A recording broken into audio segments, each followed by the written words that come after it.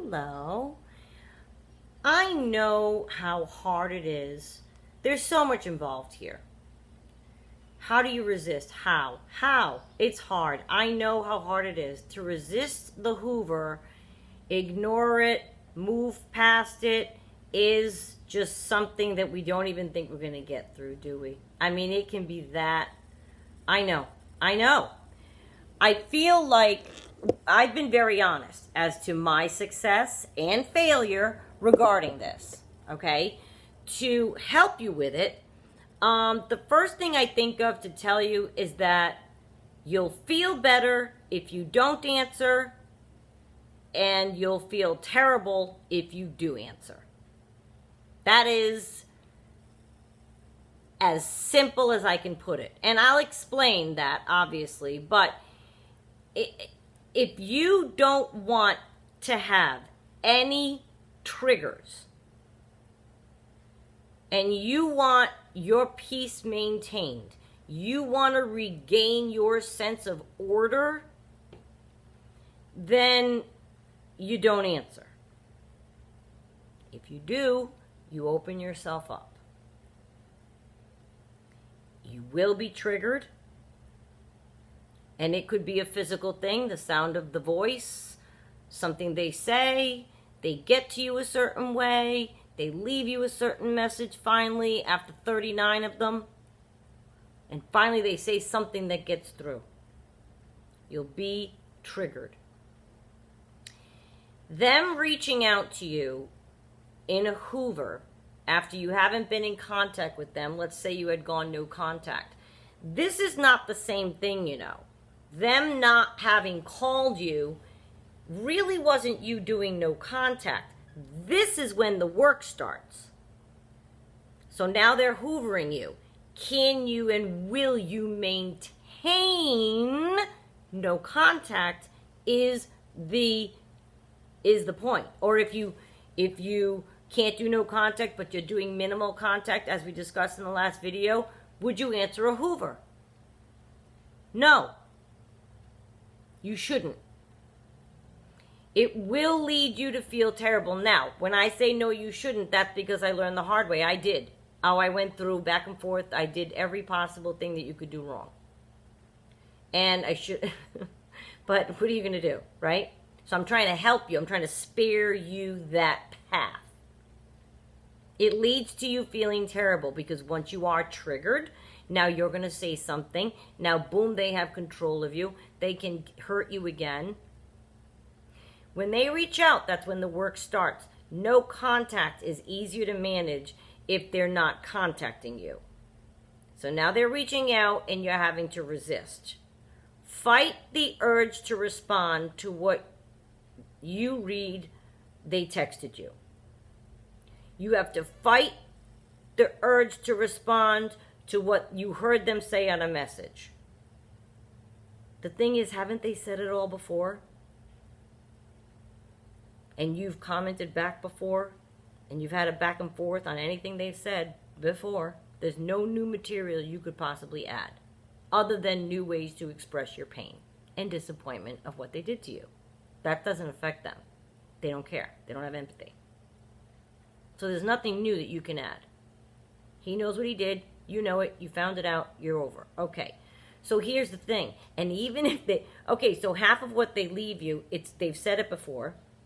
And even if they have new material, I would be suspect as to where they got the new material. That's how little I trust a narcissist. Like, they could come back and say things to you that they got from or heard from their new supply say to them. Oh, yeah. They mimic people. We know that. To gain emotions, they mimic people. Because they don't really feel. So I wouldn't even trust them if they got so creative and, oh, he said this and he said that and da-ba-ba-ba-ba. It could be something somebody told him the exact night before. Can you imagine why you don't think they would do that? Of course they would do that. Of course they would do that. If you answer the phone, let me just tell you, just so you know, it will end again. They're just doing this hoover to see if you'll answer. That's what they're shooting for. and you're not answering, you're doing a good job, let me guess, they get heavier and heavier and heavier, right? Yeah. They lay it on thicker and thicker and thicker because they're trying to break you down because they want to have the control of you. They know that they've lost the control of you. And right at this moment, for whatever reason, that's bothering them. They had a bad day. They want it back from you right now. They want to know they can still get to you. It might have been somebody else yesterday they hoovered and called 39 times. It might be somebody else tomorrow. And you know, part of what I just think is just they are saying everything you ever wanted to hear, but I just want to, because they don't mean it, first of all, but they've known you wanted to hear that and they didn't say it before. So they withheld. Nice. That's a nice quality. Everything you've been waiting for him to express, here they are, they're trying to express it to you. And they're telling you they feel this for you. You saw the light? Oh, I see. You realized. I see. Okay, Yeah, no, he didn't. He didn't realize anything. For you to answer a hoover, respond to the phone, it opens up an entire opportunity for them to hurt you again. It opens up an entire opportunity for them to hurt you again. I know it's hard to resist. I know that it is. I know that. And you may right now not be resisting. Maybe you just picked up the phone, and I get it. No judgment. I did it. But I will tell you, it will end in disaster every single time. And they'll get more intense.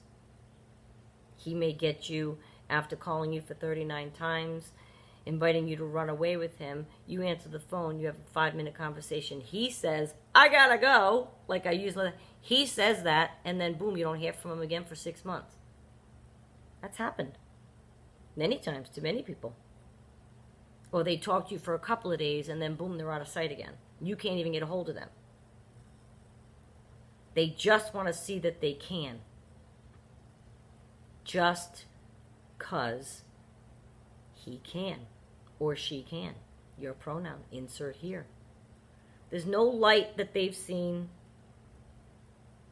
He's coming at it from the perspective that he wants you to fold. It's not like a healthy breakup. They're coming at, trying to call you from the perspective of, oh, I hope she answers. I miss her so much. I love her. I made a wrong choice. I can't live without her. Like you see in the movie. Picture that. That's not what the narcissist is thinking. They're coming at it wanting you to fold. Oh, this will make her fold. Oh, this will really do it.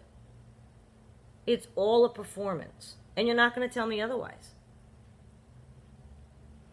Remember the deficit that he's in, or she. They're in a deficit.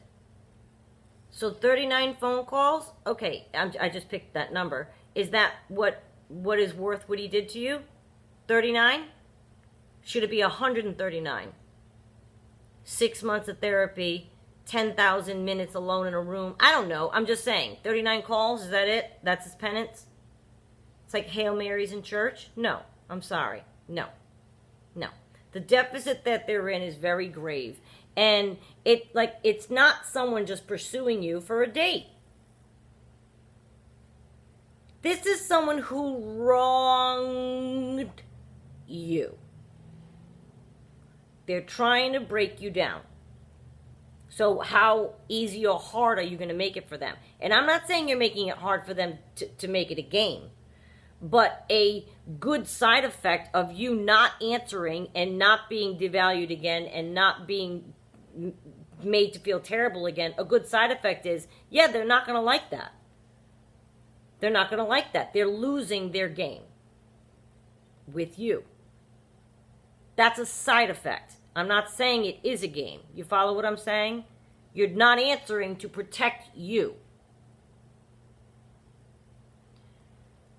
They will never impart the time and the action, my lovelies. They won't. They will offer words Texting and phone calling takes no effort. They could make those 39 calls in a half hour's time while they're in between red lights, running around in the daytime. Nothing. No. Time and action, not words. And beware of the inconsistent, and I've talked about that before, the time and action. Show me, behave a certain way, do it consistently over a course of time, right? Because the inconsistency of the hoovers is what particularly strikes me as so obvious that they don't mean anything. If someone loves you, if they choose you, if they want to be with you, that's usually like an everyday thing, not once a month, after nothing for a month. And they're supposedly trying to get you back together with them, but you haven't seen them. Well, you told me to stay away. I don't care. If the man really loves you and he's not a narcissist and he's non-disordered, then he will move those mountains, won't he? They've been off having a ball for a month. Now they're having a bad day, or a bad time of it, or whatever. There's a million reasons they might reach out. I've made videos on that. And they reach out to you. Okay, so after nothing for a month and then an excessive 39 times last night. Okay, but because you're trying to make a splash. So now you come at it like that. What happened the rest of the month? Where were you? What were you doing?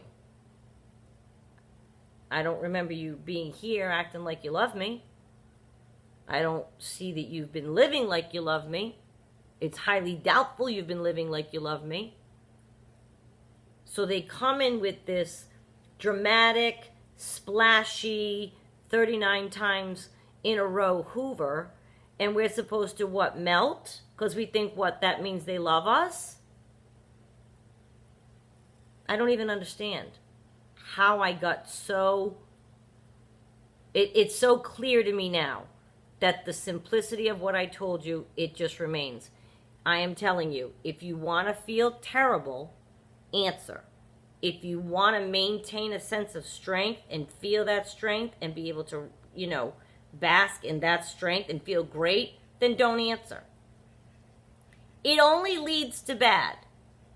It's never going to be, ooh, they changed, they're a new person, you're going to make a happy life together and live forever after. No, that's not what the Hoover experience is going to turn into. Let me just save you that trouble. That's not at all how it's going to go. It's going to end up a big fight. I should make a series of videos and just tell the story of what happened with each one of mine, like the detail. If I looked it up, I write everything down. It would probably alarm you. I cannot believe what I allowed, what I answered after. I can't believe what I answered after what I had already seen. I had seen 8 million things that would make somebody never talk to somebody again, yet I was still answering him sometimes, or finally breaking down and calling him back, is essentially how it would go. I would get all these tons of phone calls every month for over a year, and I wouldn't answer, and then I would eventually be like, oh my God, what's going on? You have something to say? Like I would eventually, because I felt I'm strong enough, he can't get to me. Guess what? They can always get to you. That's an open door. They can say something. They can not say something. They can not be around the next day. They can say something. There's an opportunity for them to get you. Don't give it to them. It's just some things I wanted to point out. Because honestly, going forward, we need every ounce of strength that we can get. And you answering a Hoover, I know it's hard. I know. But you answering it, they're going to chip away at that strength that you need to get through this horrific situation. I hope it helps this. I mean, I don't know. It's tough. I know it is. Oh, I know it is. And I'm emotional. I'm emotional. And I know it's hard. And maybe you are somebody that, if you haven't done so already, should seriously think about blocking them. I know that kills too. It's killing you because then you won't know when they try to call you, right? You might be doing that where it's not blocked, but they keep calling and you see them calling, but you're not answering. I tried that. It'll wear you down.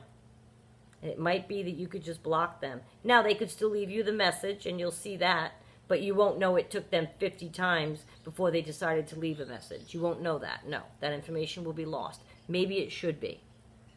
Maybe in this situation, less information for you to get is better if you're teetering.